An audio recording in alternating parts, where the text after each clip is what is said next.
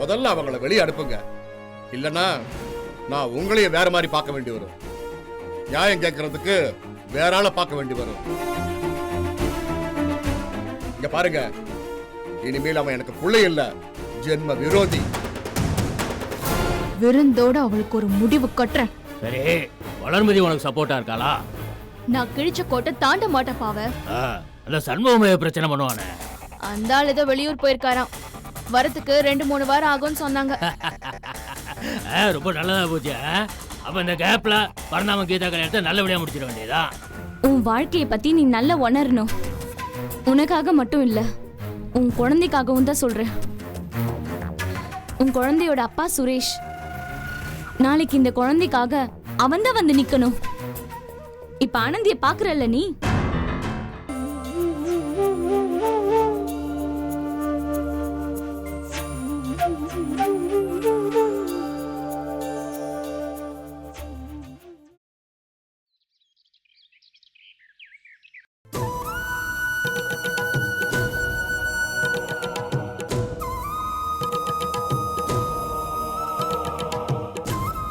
ஏங்க எதுக்குங்க தேவையில்லாம? அவன் சின்ன பையன், அவங்கிட்ட போய். யாரு அவனா? சின்ன பையன் இல்லைங்க, அவர் நல்லா வளர்ந்துட்டாரு. பெத்த அப்பன்னு கூட பார்க்காம அடிக்க வராரு, கீழே பிடிச்சு தள்ளுறாரு. அவனை போய் சின்ன பையன் சொல்றீங்க? அவர் ஏதோ ஆவேசத்துல அப்படின்னு ஆவேசம்? ஆவேசத்துல கண்ணுமணி தெரியாம போயிடுமா? இல்ல பெத்த அப்பன் கூட தெரியாம போயிடுமா? அவனை சொல்லி தப்பு இல்லைங்க.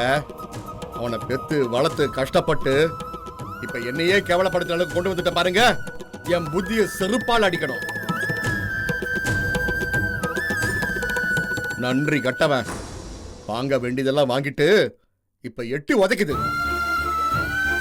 சார், நீங்க கொஞ்சம் பொறுமையா இருக்கணும். எதுக்கு இப்ப இவ்வளவு கோவப்படுறீங்க? பாருங்க, நான் சொல்றேன் என்ன, நீங்க தப்பா எடுத்துக்கூடாது. நீங்க பையனுக்கு சப்போர்ட் பண்றதா இருந்தாலும் பயங்கரமா சப்போர்ட் பண்றீங்க, எதிர்த்தாலும் பயங்கரமா எதிர்க்கிறீங்க. அது ரெண்டுமே உணர்ச்சி வசப்படுறதுனால வர விளைவு. ஏங்க என்ன பேசுறீங்க நீங்க? என் நிலைமையை கொஞ்சம் யோசிச்சு பாருங்க.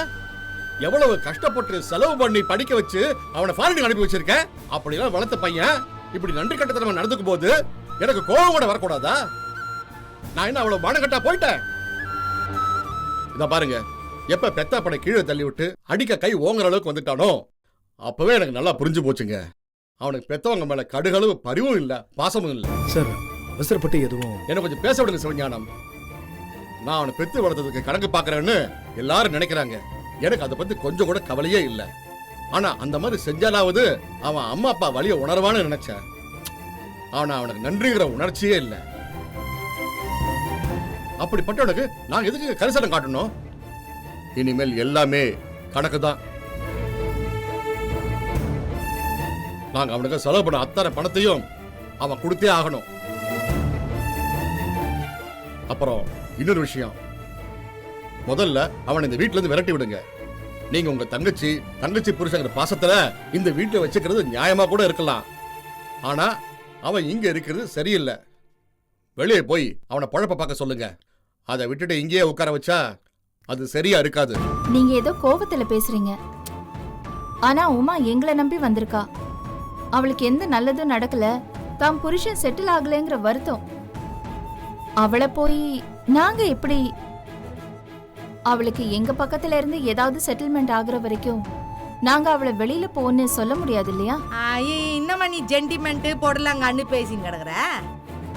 ஒரு பொண்ணை கல்யாணம் பண்ணி கொடுத்தா அவ அங்க போய் மாமனாரு மாமியாருன்னு அனுசரணையா இருந்து இங்க வந்து சொத்து கேட்டா பரவாயில்ல. அத விட்டுட்டு அடங்காப்பிடாரி மாதிரி யாருக்குமே அடங்காம சொத்து தான் பிரதானம்னு ஆசைப்பட்ட எப்படிமா? இத பாரு, இவ்ளோ ஏமா நீ கூட தான் இருக்கிற. உனக்கு உன் அப்பா சொத்து எல்லாத்தையும் எழுதி வச்சுட்டாரு. இருந்தாலும் எனக்கு தான் அப்பா சொத்தை எழுதி வச்சுட்டாரு. நான் யாருக்கும் எதுக்கும் அட்ஜஸ்ட் பண்ணிக்க மாட்டேன். என் மாமியார் குடும்பம் எப்படி போனா எனக்கு என்ன? நான் என் புருஷன் கூட அப்பா வீட்டுக்கு போவேன் புட்ட இல்ல. எல்லாரையும் அனுசரணை பண்ணி விட்டு கொடுத்து இந்த குடும்பம் எல்லாம் நல்லா இருக்கணும் அப்படின்னு நீ ஒத்து போல. நான் கேக்குறேன், அந்த பையனுக்கு இன்னாம கேடு?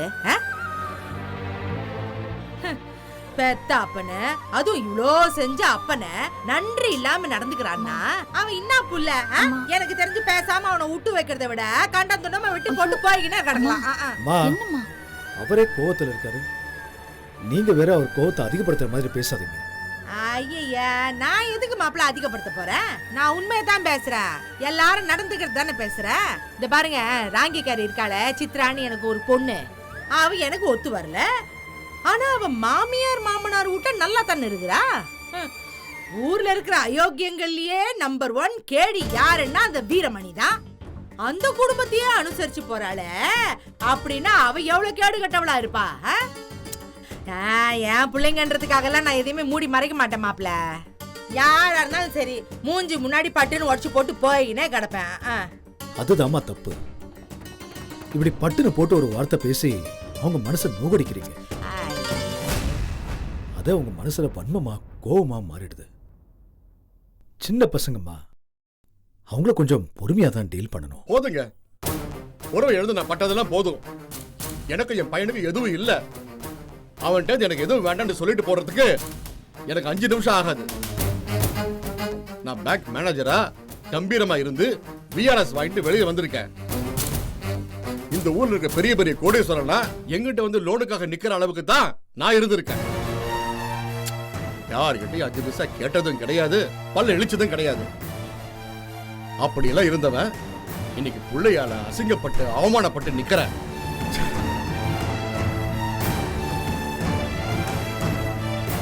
சேதுராமன் பையன் கைராசி குடும்பத்துல மாப்பிளையா இருந்தா பரவாயில்ல, கைராசி கடையில் எடுபடியா இருக்கான்னு என் காதோட பேசி சிரிக்கிறாங்க.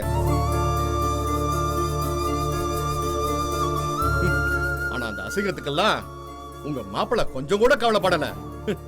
எனக்கு தான் கேவலமா இருக்கு.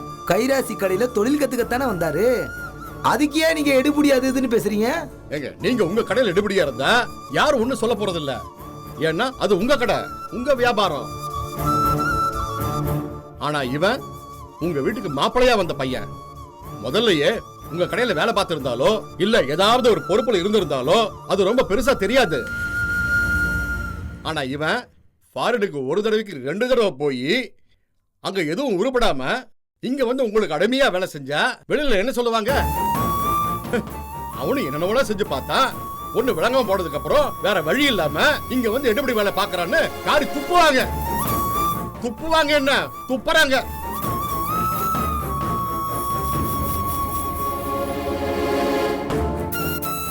நான் ஒரு அப்படா வெளியில போனா எங்கிட்ட தான் கேட்பாங்க, உங்ககிட்டயா கேட்பாங்க? இவனுக்காக எல்லாத்தையும் சகிச்சுக்கிட்டா பெத்த அம்மா அப்பா மேல பாசம் இல்லாம கேவலமா நடந்துக்கிறான். இதுக்கு மேலே அவனை வச்சு கொண்டாட முடியும்? அதுக்கெல்லாம் எங்களுக்கு அவசியமே கிடையாதுங்க. நீங்க முதல்ல அவனை வெளியே அனுப்புங்க, அப்பதான் அவனுக்கு எங்க அருமை புரியும். அது மட்டும் இல்ல, என் மானம் மரியாதை எல்லாம் போகுது. அத நான் எப்படி முடிவு பண்ண முடியும் சார்? இது பாருங்க சார், உமா கோயிலுக்கு போயிருக்கா, அவ வரட்டும். அதுக்கப்புறம் அவங்க 2 பேர்கிட்டயும் பேசி. இத பாருங்க மிஸ்டர் சிவஞானம், அவங்க 2 பேர்கிட்டயும் பேசி நீங்க நியாயமான முடிவு எடுப்பீங்கன்னா அது சரிப்பட்டு வராது. முதல்ல அவங்கள வெளியே அனுப்புங்க, இல்லனா நான் உங்களையே வேற மாதிரி பார்க்க வேண்டி வரும். நியாயம் கேட்கறதுக்கு வேற ஆளை பார்க்க வேண்டி வரும். இங்க பாருங்க, இனிமேல் அவன் எனக்கு பிள்ளை இல்ல, ஜென்ம விரோதி.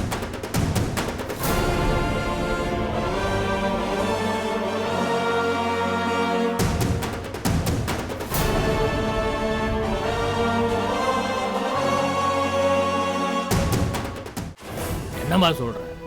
ஆமாப்பா, அந்த நட்டாஷாவையும் சரவணனையும் நான் விருந்துக்கு கூப்பிட்டிருக்கேன். ஏம்மா தேவையில்லாம பிரச்சனை பண்ற? யாரு? நானா? நான் தேவையில்லாம பிரச்சனை பண்றேனா? அந்த ஆனந்தியோட கொட்டத்தை அடக்கணும். அப்புறம் அந்த மீனாட்சி, அந்த ஆனந்திக்கு மீனாட்சி தான் ஃபுல் சப்போர்ட் பண்றாங்க. நீ செய்யறது சரிதான் வைஜெயந்தி. அப்பா சொல்லிதான் அந்த சரவணன் நட்டாஷா கல்யாணத்தை பழனியில போய் நடத்தி வச்சேன். இப்போ நீ கூப்பிட்டு விருந்து வைக்கிறன்னா நீ சரியா தான் செய்யற. அந்த நட்டாஷா ஃபேமிலி நமக்கு சப்போர்ட்டா இருக்கிறது நல்லது தானே? அம்மா அது புரியாம பேசிட்டு இருக்காங்க. விடக்கா சும்மா எப்ப பார்த்தாலும் ஏனைக்கு போனேன் தான் பேசுவா. விடுதா அவள. வைஜெயந்தி பண்றது கரெக்ட் தான். அவங்களோட சப்போர்ட் நமக்கு எப்பவுமே தேவை. அம்மா இந்த விஷயம் தெரிஞ்ச மீனாட்சி அவ ஒன்றும் பண்ணலையா? நான் ஏதோ சும்மா சொல்றேன்னு நினைச்சிட்டு இருக்காங்க. நாளைக்கு அவங்க விருந்துக்கு வரும்போது தெரியும். அப்ப பார்க்கணுமே அதுங்க மூஞ்சிங்கள. அந்த ஆனந்தி ரொம்ப துள்ளுவாளே. ஆமா, அவ ரொம்ப தான் துள்றா. இந்த விருந்தோட அவளுக்கு ஒரு முடிவு கட்டுறேன். சரி, வளர்மதி உனக்கு சப்போர்ட்டா இருக்காளா? நான் கிழிச்ச கோட்டை தாண்ட மாட்டேன் பாவ. அந்த சண்முகமே பிரச்சனை பண்ணுவானே, அந்த ஆள் ஏதோ வெளியூர் போயிருக்காராம். வரத்துக்கு 2-3 வாரம் ஆகும்னு சொன்னாங்க. ரொம்ப நல்லதா போச்சு. அப்ப இந்த கேப்ல பரணாம கீதா கல்யாணத்தை நல்லபடியா முடிச்சிட வேண்டியதா? அப்பா, இனிமே நாம வச்சதுதான் சட்டம். நடக்கணும். பார்க்க தானே போறீங்க.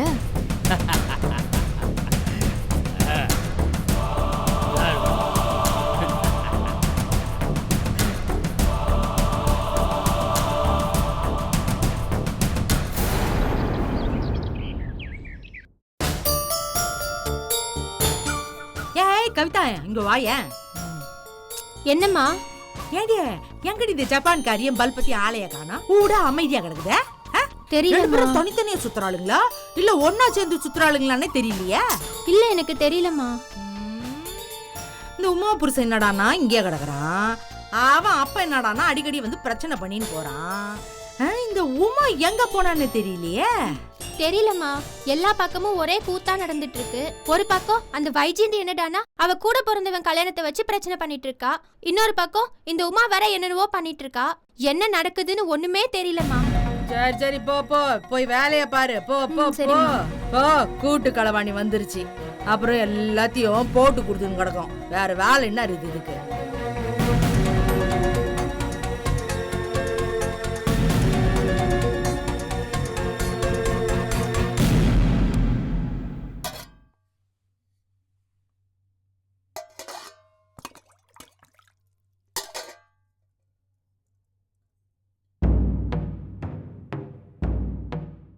கவிதா, நான் உன்கிட்ட கொஞ்சம் பேசணும். நீ எங்க சுரேஷை கல்யாணம் பண்ணதுக்கு அப்புறம் நாங்க உனக்கு எல்லாமே செஞ்சோம். நீ எங்க கூட சப்போர்ட்டா இருந்த. இன்னைக்கு நீ தனி மனுஷி இல்ல. உன் வயித்துல ஒரு குழந்தை உண்டாயிருக்கு. அதை யோசிக்காம நீ சுரேஷை சண்டை போட்டு அனுப்பியிருக்க. இனிமே என்ன பண்றதா இருக்க? எனக்கு எங்க அம்மா இருக்காங்க, அக்கா இருக்காங்க. இன்னும் எத்தனை காலத்துக்கு தான் அம்மா இருக்காங்க அக்கா இருக்காங்கன்னு சொல்லிட்டே இருப்ப? உங்க அம்மாக்கும் வயசாயிட்டே போகுது. இப்பவும் அவங்க புரியாம தான் பல விஷயங்களை பேசிட்டு இருக்காங்க. இன்னும் எத்தனை நாளைக்கு தான் அவங்க உன் கூடவே இருந்து உன்னை பார்த்துட்டு இருக்க முடியும்? இங்க பாரு கவிதா, உங்க அக்காவை எடுத்துக்கோ. அவங்க என்ன எப்பவும் இதே மாதிரி இதே சூழ்நிலையில இருந்துட்டு இருப்பாங்க? இல்ல. இப்படியெல்லாம் கணக்கு பார்த்தா உலகத்துல வாழ முடியாது. நீங்க கூட தான் ஒரு காலத்துல நல்லா இருந்தீங்க. இப்போ அப்படியே தலைகீழா மாறல. நான் மாறிட்டேனா? நல்லா யோசிச்சு பாரு. யார் மாறிட்டாங்கன்னு உனக்கே நல்லா புரியும். சுரேஷை கல்யாணம் பண்ணிட்டு நீ இந்த வீட்டுக்கு வந்ததுக்கு அப்புறம் என் கூட நல்லா தானே பேசிட்டு இருந்த. நானும் என் புருஷனும் சொன்னதை கேட்டு எங்க கூடவே இருந்த. இப்போ உனக்கும் சுரேஷ்க்கும் பிரச்சனை ஆனதுக்கு அப்புறம் உங்க அம்மா அக்காவோட போயிட்ட. இதுல நான் என்ன மாறியா போயிட்டேன்? சொல்லு கவிதா. சரிங்க, நீங்க மாறல, நான் தான் மாறிட்டேன். அப்படியே வச்சுக்கோங்களேன். இப்ப இத பேசி என்ன ஆக போகுது? ஆமா, இப்ப எதுக்கு நீங்க இந்த பேச்சு எடுக்கிறீங்க? எனக்கு ஒண்ணும் புரியலையே. ஒரு சில விஷயங்கள் இருக்கு கவிதா. உன் வாழ்க்கையை பத்தி நீ நல்லா உணரணும். உனக்காக மட்டும் இல்ல, உன் குழந்தைக்காகவும் தான் சொல்றேன். உன் குழந்தையோட அப்பா சுரேஷ் நாளைக்கு இந்த குழந்தைக்காக அவன்தான் வந்து நிக்கணும். இப்ப ஆனந்திய பாக்குறல்ல நீ? என்னதான் சரவணனை கரைச்சு கொட்டினாலும் குழந்தை விஷயம் வரும்போது சரவணன் தேவைப்படுறான்ல. சரவணனை சுத்தமும் பிடிக்கலனாலும் அவன் குழந்தைய ஸ்கூல்ல சேர்க்க சரவணன் போக வேண்டியிருக்குல்ல. காது குத்துறதுக்கு கூப்பிட வேண்டியதா இருக்குல்ல. அதுக்காக தான் நான் உனக்கும் சொல்றேன், கொஞ்சம் உன் வாழ்க்கையை பத்தி யோசி. ஏய் ஏய், என்ன நாங்க யாரும் இல்லாத நேரத்துல என் பொண்ணுகிட்ட உனக்கு என்ன பேச்சு? எல்லாம் தேவையானது தான் பேசிட்டு இருக்கேன். இவன் என் மாமா பையன் சுரேஷ கல்யாணம் பண்ணிருக்கா. இவங்க வாழ்க்கை நல்லா இருக்கணும் தான் சொல்லிட்டு இருக்கேன். ஓஹோ, உன் மாமா பையன் இந்த தாடிக்கார சுரேஷ கல்யாணம் பண்ணிக்கிட்டதுனால நீங்க அறிவுரை சொல்லுவீங்களோ? ஏய், என்ன அவன் என்ன யோக்கியமானவனா? என் பொண்ணுக்கு அறிவுரை சொல்றதுக்கு வந்துட்ட தனியா கூட்டின. முன்னாடி கொஞ்சம் கூட மட்டும் மரியாதை எல்லாமே என்ன சான்ஸ் சொல்லிட்டு போறா. ஏய் அடியே, வளர்ந்து வளராத மதி, கொஞ்சம் நில்லுடி. ஏய் நில்லுடி. ஏய் குலச்சே நில்லுடிங்கிறல்ல, என்ன போயினே கிடக்குற கூப்பிட. இப்போ உன் மாமா பையன் லட்சணத்தை பத்தி பேசுவோமா நம்ம? என்னம்மா இப்ப என்ன பிரச்சனை? பிரச்சனையா? தா இந்த மௌராணி இருக்கிறாள, லேசுப்பட்டவளா, நாம யாரும் இல்லாத நேரமா பார்த்து கவிதாவுக்கு அட்வைஸ் கொடுத்துன்னு கிடக்குற. அட்வைஸ் என்னன்னு தெரியுமாமா? அந்த கேடுகட்ட பையன் சுரேஷோட சேர்ந்து நம்ம கவிதா வாழணுமா. நான் கூட பாதியில இருந்து தான் கேட்டேன். ஆனா இது முழுசா என்ன சொல்லி தொலைச்சதுன்னு தெரியலையே. முன்னாடி சொன்னேன் என் பொண்ணு கிட்ட. அதை தாங்க சொன்னேன், நான் வேற எதுவும் சொல்லல. ஐயா அந்த கதெல்லாம் வேணாம். முதல்ல இன்னத்துக்கு என் பொண்ணு கிட்ட நீ தனியா பேசின அத சொல்லு. தேவையில்லாம ஏண்டி அவளை போட்டு குழப்பின்னு கிடக்குற? யாரும் குழப்பலாம் இல்லங்க. என் மாமா பையன் சுரேஷ் வாழாம இருக்கான். நாளைக்கு அவன் கோவத்துல எது செஞ்சாலும் என்ன பண்ணாலும் அப்புறம் நீங்க என்ன கேட்க கூடாது. இவளுக்கு ஒரு புள்ளைய கொடுத்துட்டு இப்படி போயிட்டானேன்னு ஒப்பாரி வைக்க கூடாது. நீங்க பேசாமலா இருப்பீங்க அப்போ சொல்லுங்க. அவனை மட்டும் குறை சொல்ல மாட்டீங்க, என்னையும் சேர்த்து தான் சொல்வீங்க. அதுக்கு தான் இப்போ நல்லா அக்கறையா சொன்னேன். ஏண்டி ஏன் எதுக்குன்னு கேக்குறேன். இத்தனை நாள் இல்லாத அக்கறை இப்ப என்ன புதுசா வந்து ஆடின்னு கிடக்குது? அதுவும் வைஜெயந்தியும் அந்த உமாவும் வீட்ல இல்லாத நேரத்துல அக்கறை இருக்கிற மாதிரி பாவனை பண்றியா?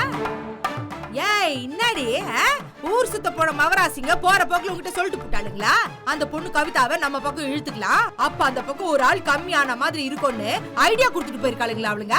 அந்த மாதிரி யாரும் எந்த ஐடியாவும் கொடுக்கல. நான் என் மனசுல பட்டதை பேசினேன். அதை ஏத்துக்கிறதும் ஏத்துக்காததும் உங்க இஷ்டம். எங்க இஷ்டமா? அது மூஞ்சியும் மோரையும் பாரு. என்ன பேச்சு பேசிட்டு போது பாருமா.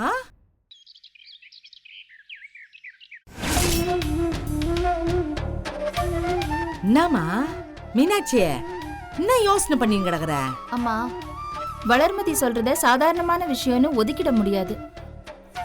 அதனால நானும் என் புருஷனும் ஒரு நல்ல முடிவை எடுத்திருக்கோம். கவிதா அவ புருஷனோட இருக்கிறதா சரி. ஏன்னா அவளுக்காக இல்லாம போனாலும் அவ வயித்துல வளர்ற குழந்தையோட எதிர்காலத்துக்காகவாவது அவ கண்டிப்பா அவ புருஷனோட இருந்துதான் ஆகணும். அதுக்காக அந்த வெக்கங்கிட்டவங்க கிட்ட கூட்டிட்டு போய் இவ்வளவு அடமான வைக்க சொல்றியா? ஆமாக்கா, இந்த மாதிரி தான் குழந்தைக்கு யோசிச்சு எல்லாமே செய்யறோம். ஆனா அவனுங்க அத பத்தி கொஞ்சம் கூட யோசிக்காம அவங்க இஷ்டத்துக்கு ஆடுறாங்க. என் கழுத்துல தாலிய கட்டிட்டு ஓடினானே அவனையும் சேர்த்துதான் சொல்றேங்க. ஆமா ஆனந்தி, குழந்தையோட எதிர்காலத்துக்காக நம்ம யோசிச்சுதான் ஆகணும். இப்ப சரவணன் உன்னை விட்டு போனதுக்கு அப்புறம் கூட எதுக்காக அவன்கிட்ட நம்ம போய் நின்னோமா சொல்லு?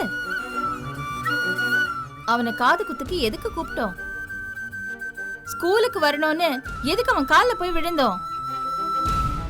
ஸ்கூல்ல அப்பா வரணும்னு சொன்னாங்கிறதுக்காக மட்டுமா? இல்ல, உன் குழந்தை அப்பா அப்பான்னு கேட்கும்போது எத்தனை தடவை நீ தடுமாறி இருப்ப. ஏம்மா எதுக்கு தடுமாறணும்? குழந்தைகிட்ட எடுத்து சொல்ல வேண்டியதானே, உனக்கு அப்பாவே இல்ல, இனிமே உன் அப்பா வரமாட்டாரு, இப்படி ஏதாவது ஒரு சமாதானத்தை சொல்ல வேண்டியதானே. முடிஞ்சுதா? உன் குழந்தைய சமாதானம் பண்ண முடிஞ்சுதா? அதுதான், அத பத்தி தான் நம்ம யோசிக்கணுமே தவிர நாம நம்ம கோபதாபங்களுக்காக அதுங்களை நாம கஷ்டப்படுத்த கூடாது. ஆனந்தி, அப்பா அந்த தருதலைக்கு ஆரத்தி எடுத்து கூட்டிட்டு வந்து நடு வீட்ல உட்கார வைக்க சொல்றியா? இல்லம்மா, தயவு செஞ்சு எனக்கு கொஞ்சம் பேச விடுறீங்களா? அவளுக்காக நான் பேசல, அவ சுமந்துகிட்டு இருக்காளே ஒரு குழந்தை, அதுக்காக தான் நான் பேசிட்டு இருக்கேன். ஐயோ பெத்துக்கிட்டுமேமா, பெத்து வளர்க்கட்டும், யாரு வேணான்னா? ஏமா என்ன கட்டிக்கிட்டவன் குடிகார, நான் அவன் கைய நம்பி ஒன்னும் வாழலையே. இப்போ அந்த ஆள் இருக்கிறதுக்கும் இல்லாததுக்கும் ஒரு வித்தியாசம் இல்லையேம்மா. அந்த ஆளுக்கு துப்பு இல்லையேன்னு நான் என்ன இதுங்களெல்லாம் விட்டுட்டா போயிட்டேன்? நானே கஷ்டப்பட்டு தானே இதுங்களை வளர்த்தேன். அதே மாதிரி இவளும் கஷ்டப்பட்டு குழந்தைய வளர்த்துட்டு போறா. இந்த பாரு, என்ன பொறுத்த வரைக்கும் இந்த குடிக்கிறவன், பொறுப்பு இல்லாத இருக்கிறவன், ரெண்டு பேருமே இருக்கிறது ஒண்ணுதான், இல்லாம இருக்கிறது ஒண்ணுதாம்மா. இந்த பாரு, இவ்வளோ பேசுறேன்னா இத்தனைக்கும் நான் படிக்க கூட இல்ல, ஆனா இவ்வளோ பேசுறேன். இந்த காலத்து பிள்ளைங்கள்லாம் என்னடான்னா அப்படியே உள்டாவுல பல்ட்டி அடிச்சுன்னு கிடக்குதுங்க. படிச்சிருந்தா எல்லா உணர்ச்சிகளையும் பந்த பாசத்தையும் தூக்கி எறிஞ்சிட்டு பேச முடியுமா? நான் கேக்குறேன், நீங்களும் ஒரு காலத்துல என்னெல்லாமோ பேசிருக்கீங்க, எத்தனையோ சாபம் கொடுத்திருக்கீங்க. அப்ப ஏற்பட்ட சில கசப்பான அனுபவங்களால இப்ப வரைக்கும் கூட நம்மளால சாதாரண இயல்பான விஷயங்களை கூட அம்மா பொண்ணுன்னு பேச முடியலையே. ஏதோ ஒரு நெருடல் இருக்குல்ல, அதுக்கு என்னம்மா காரணம்? நீங்க அப்ப என்கிட்ட பேசின பேச்சு, அதே பேச்சுதான் இப்ப கோபம் வந்தா கவிதாவையும் பேசுறீங்க. கவிதாவை கல்யாணம் பண்ணவன் தப்பு பண்ணா அதுக்காக இவ மேல கோவப்பட்டு என்னமா பிரயோஜனம்? கவிதாவை நீங்க திட்டி என்ன ஆக போகுது? இங்க பாருங்க, சில விஷயங்கள்ல வாழ்க்கையில நம்ம கொஞ்சம் விட்டு கொடுத்துதான் போகணும். அதனால நமக்கு நல்லதுதாம்மா நடக்கும்.